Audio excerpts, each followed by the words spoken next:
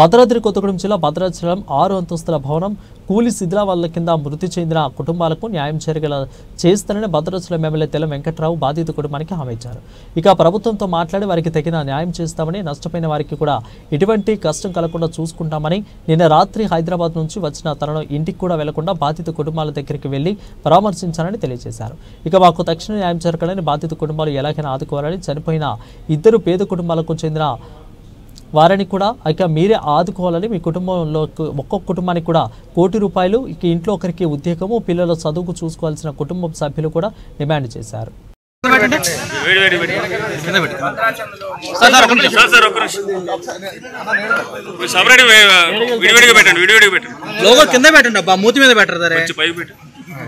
భద్రాచలంలో 3 రోజుల క్రితం జరిగిన ఇద్దరు ఉపేందరు, కామేశ్ అనే 2 వ్యక్తులు మరణించడం జరిగింది. దానికి ప్రభుత్వం తక్షణమే స్పందించి కలెక్టర్ గారు, ఎస్పీ గారు, ఏఎస్పీ గారు, ఆర్డీఓ గారు, ఉన్న లోకల్ పంచాయతీ డిపిఓ గారు అందరూ కూడా ప్రాతిపదికన స్పందించి, అదేవిధంగా మెడికల్ టీం కూడా వాళ్ళందరికీ ధన్యవాదాలు తెలుపుతున్నాను.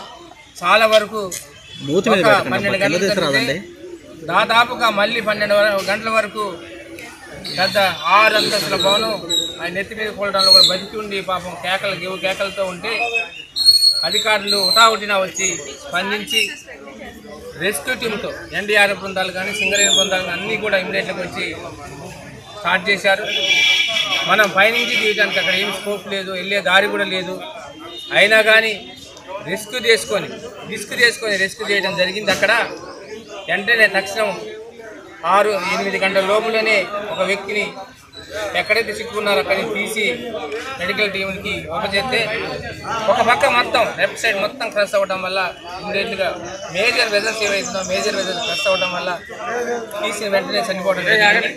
చాలా వరకు అందులో ఉండగానే ఆక్సిజన్ అతనితర అన్నీ అందించడం జరిగింది ఆయనకి.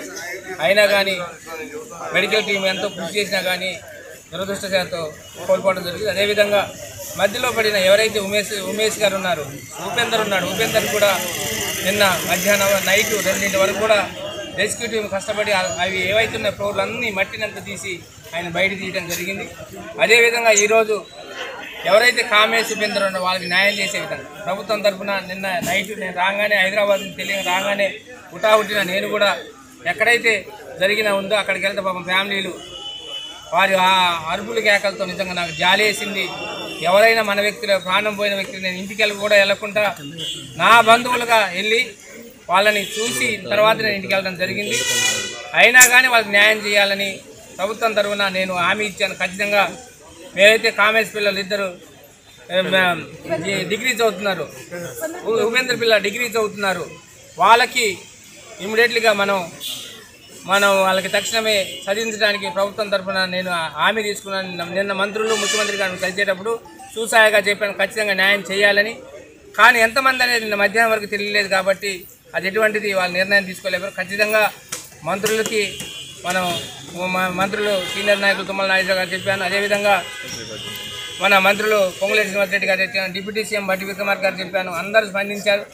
అలానే సీతక్క గారు కూడా చెప్పాను, వెంటనే స్పందించి వాళ్ళకి న్యాయం చేద్దాం, పిల్లలు ఏం చదువుతారో చూడండి.